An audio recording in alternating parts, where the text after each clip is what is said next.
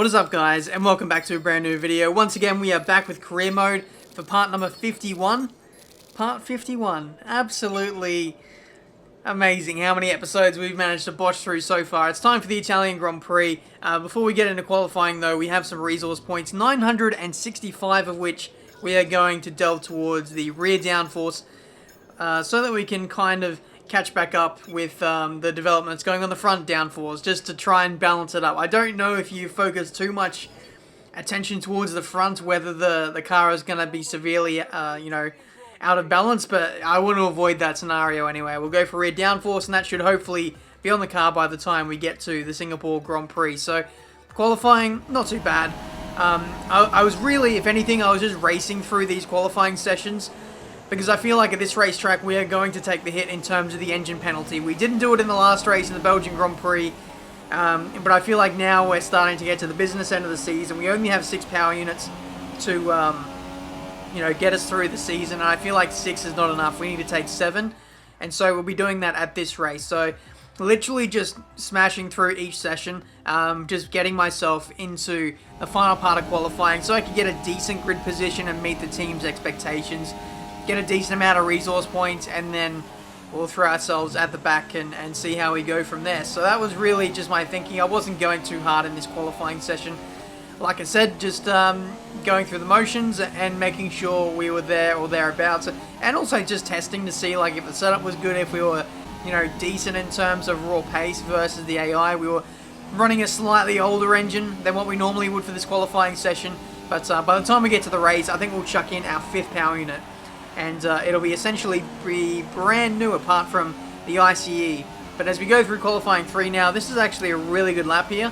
At the end of the session, we go P2, actually, at the end of the session. So, just under 4 tenths away from Lewis Hamilton at pole position. Maybe, if we would have went for a fresh engine, we could have possibly challenged for pole. If we would have really focused all of our efforts on one lap pace and tinkering with the setup a little bit and giving it more runs, I feel like we would have had a real shot there. But overall, the pace is really good, and that's actually pretty encouraging in our efforts to eventually get back through the field, because we will need the pace to get there and get some points over Kimi Räikkönen in the championship, just to further, cement our position in the standings. I don't know what the standings are at the moment. In all honesty, I've actually gone ahead and recorded so many episodes in advance because I'm going to Abu Dhabi, like I've said a few times already. But, at this stage, we're still looking quite good for the championship, and we want to kind of avoid any kind of disasters today in this race and recover as many points as we can, because we still don't want to let, Kimi get any closer to us in the points than what he is at the moment. But that's qualifying. We'll be starting last on the grid. We get a fresh power unit, and we'll see what we can do in the race. It's time for the Italian Grand Prix.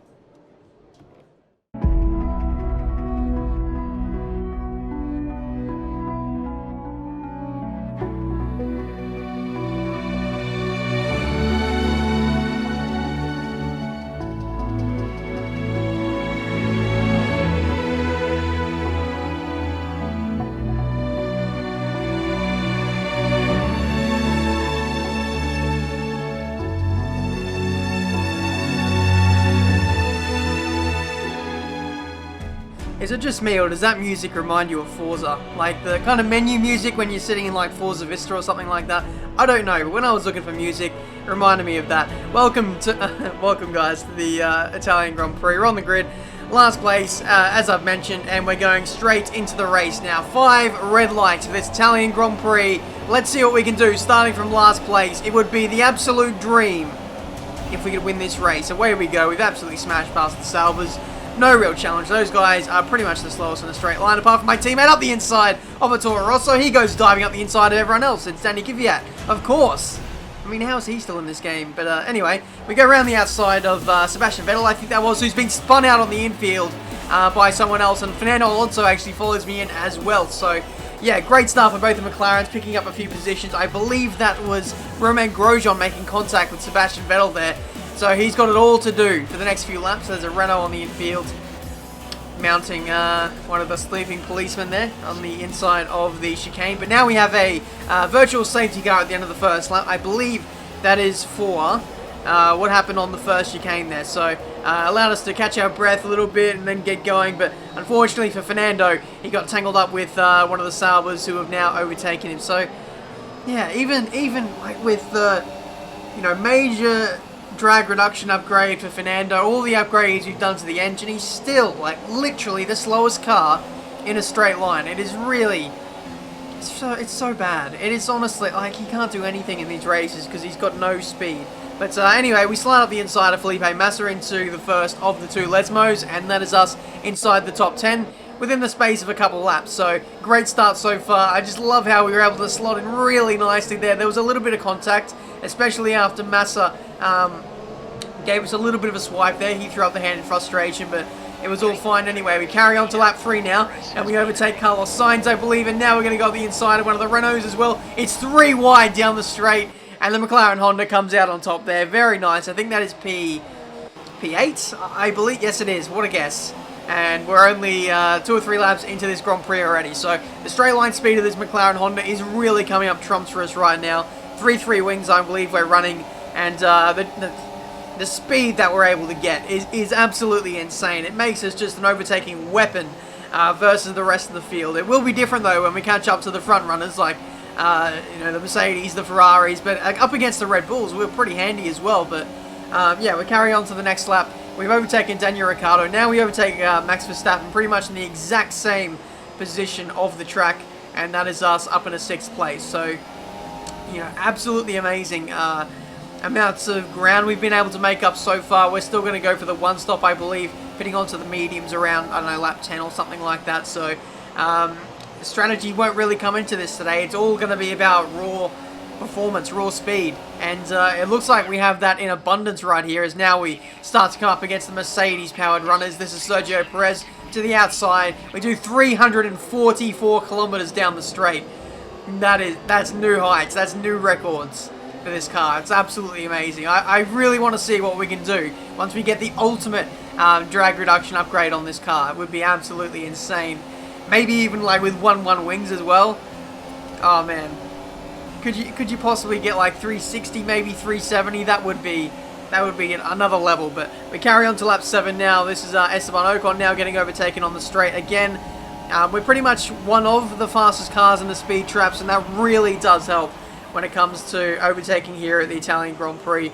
But now we're into 4th place. Next up is Valtteri Bottas. He's going to be pretty tough to dispatch in this Grand Prix. You guys know how strong the Mercedes is. They'll have some pretty decent acceleration, at least I'd hope, but with the slipstream, our top end is going to be much higher than theirs. We go to the outside, purple to the first sector, and that is us up onto the podium. Oh, that's a big loss of the back end. I am running with a really aggressive downforce setup. That is why this car is really unstable when the tyres start to go off or whenever we're in dirty air. That's a virtual safety car.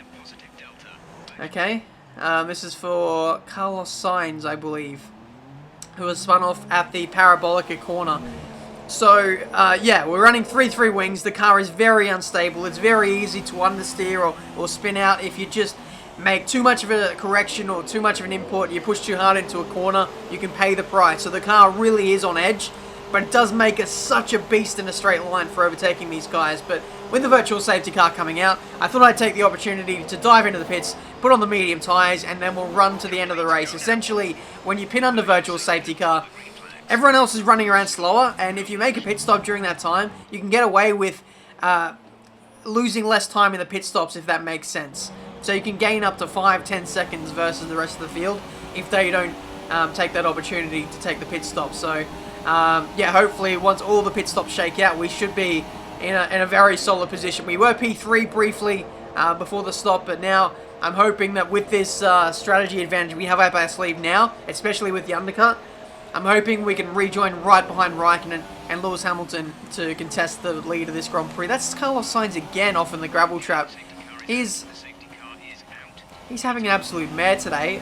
He constantly can't keep it on the track. There's got to be some kind of problem for him there that's really preventing him from keeping it on the road. But as the safety car came out here on lap 13, we did a few laps on these mediums, and I believe we did rejoin behind Raikkonen, so my plan really didn't work there. So I thought, let's change things up a little bit. We'll put on the soft compound tyres and run those to the end, because I really felt like the mediums weren't working. They were a little bit too slow, so we'll chuck on the softs. We don't have to do too many laps on them, but the thing we do have to do is overtake quite a few cars again. So once again, we're going to have to burn a lot of fuel, use up a lot of the tyres, but you know, if we do have that massive pace advantage, which I think we might have, then I think it's going to counteract the lack of track position we have at the moment anyway.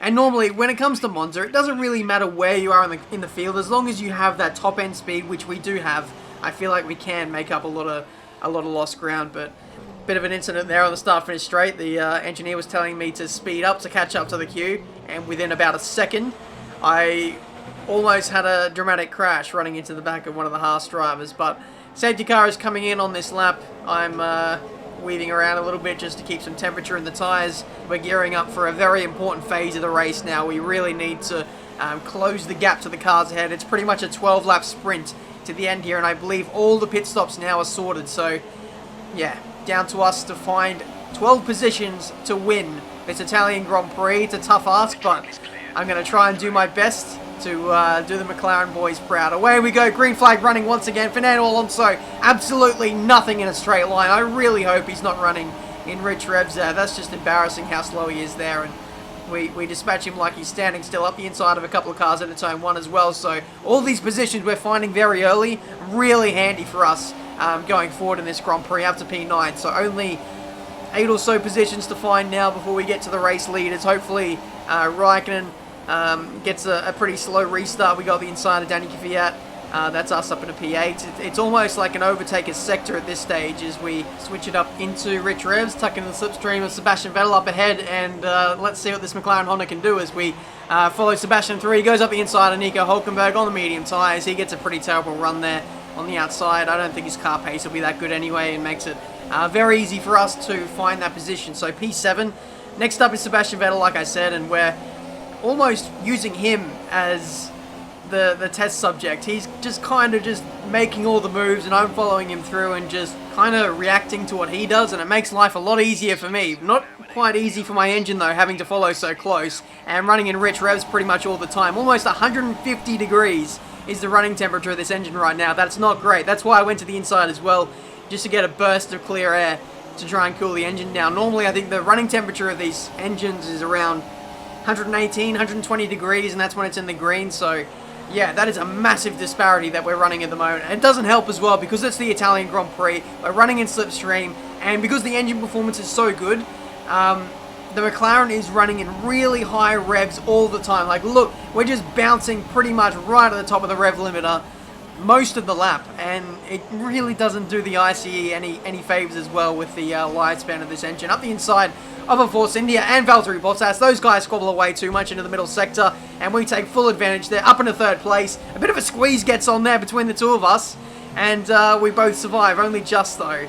I think that was a bit on my part there. I think I moved over a little too much on Bottas heading into the braking zone, just misjudged how much space there was. As you can see on board with Valtteri, yeah, that's my fault there, sorry about that, but I'm glad that we did survive in the end there. We were able to get through without any major dramas though. I was a bit anxious when we were going through there, and I was starting to face a little bit sideways as we were glued together, but it's all fine. 5 laps to go now in this Italian Grand Prix, and we finally get to the position that we were in previously before the final pit stop, which is third place. So now it's just down to us to chase down Kimi Raikkonen, to chase down Lewis Hamilton. The gap is about, I don't know, 5 seconds? Maybe a little bit less. We're setting purple sectors in the process, but I feel like maybe the gap is just a little bit too large to do anything about in the dying laps of this Grand Prix. The gap is 3.5 seconds, still going purple. Valtteri is pretty much running with us and piking our slipstream. On the medium tyres, by the way, Valtteri had no pace before I encountered him, but now he's like sticking in my slipstream and he's taking all the glory with the fastest lap. So cheers, Valtteri. I mean, I was doing my absolute best to try and break the slipstream, to get away from him, break out of that 1 second DRS zone, but I just could not do it. That Mercedes is really strong, so at least Valtteri's car can follow in when it comes to turbulent air. But we had a yellow flag at the exit of the final corner, no safety car or anything like that. You wouldn't expect it with the dying laps of the Grand Prix taking place, but it's lap 27 now. The gap to Raikkonen, it's 1.4 seconds. I mean, we got very close. We gave it everything. I think we just about used all of our fuel, most of our engine as well, but in the end the gap was too big. There were too many cars to overtake, and we lose out 3 points to Raikkonen in the championship. But overall, not a disastrous day considering we started last place, took a brand new engine, we get to the end with another podium, and I can't complain about that. Well done, good finish. You stepped up and achieved what we asked. Good job. So as I say that, we can see the drivers coming out now to collect their trophies. It's yet more silverware to take back to their base in Brackley after another excellent Grand Prix. So there we go, guys. That has been the Italian Grand Prix. In the end, we weren't really quite in there, were we, for the race victory, but hopefully the race was entertaining nonetheless. I literally feel like we did over 30 overtakes in that race. It was really quite mad to see how many overtakes we could make in a straight line. I mean, like, not all of them were down to straight line speed. Some of them we had to do in the braking zones, and it was a pretty entertaining race, just overtaking car after car after car. But I do have to wonder, like, whether we made the right decision with the strategy today. Like, should I have stopped for the soft compound tires under the safety car? I'm not entirely sure. I mean, in hindsight, it's easy to say we did make the wrong decision, but I feel like I didn't have much to offer in terms of my medium compound pace. So it would have been a tough ask to overtake both Raikkonen and Lewis Hamilton towards the end there, but I don't know. I feel like I made the right choice. But in the end, we didn't really cost ourselves anything. I think in the end, the minimum we were going to get was 3rd place anyway. So overall, pretty good day. But that's it for today. Hopefully you guys enjoyed. Leave a like if you did. Subscribe to the channel if you're new. And see plenty more F1 2017 videos. The gap to Raikkonen is it's looking pretty comfortable at the moment, but we're absolutely not going to let that slip. Anything can happen in these career mode races, especially when we come up to some certain tracks like Singapore up next. You guys saw what happened to Sebastian Vettel in real life. Like, he literally threw away his championship at that Grand Prix. So, yeah, definitely not going to get ahead of myself. And we'll see what the second half of the season can do for us. In terms of the upgrades, like I said, I'm going to focus most of my attention towards the downforce stuff, because I feel like this is where I get like my best value for money, because I've got the most discounts applied here. And we're coming up to doing some major upgrades as well to the front and rear downforce. So, yeah, I think that's where I'm going to spend most of my money. I could look at some chassis stuff, and we might do that towards the very end of the season if we have enough resource points up our sleeve, but we'll have to play that by ear and see how the strengths and weaknesses of the car are after we get these major upgrades on the car. So that's it for today. Until the Singapore Grand Prix, we'll be gunning for another win. Fernando is going to be on the pace there as well, because we know how strong Fernando is when it comes to technical street circuits, or just technical circuits in general. So hopefully a big points haul for McLaren is on the cards. But that's it for today. Thank you so much for watching. Until the next one, I'll see you next time.